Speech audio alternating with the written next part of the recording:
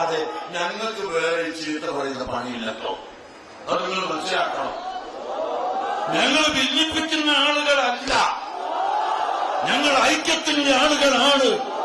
പക്ഷേ സത്യത്തിൽ മാത്രമുള്ള ഐക്യം, സുന്നത്ത് ജമാഅത്തുള്ള ഐക്യം, സുന്നി ഐക്യം, സുന്നി ഐക്യം അതിവിടെ വേണം.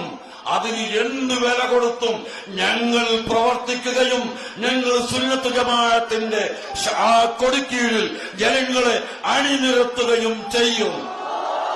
അതിലെല്ലാവരും സഹകരിക്കുക, എല്ലാവരും കൂടുക. ഞങ്ങൾ അങ്ങോട്ടും കൂടാം, സുന്നത്ത് ജമാഅത്തിന് വേണ്ടി മാത്രം. അല്ലാത്തതിൽ ഞങ്ങൾക്ക് നിർവാഹമല്ല.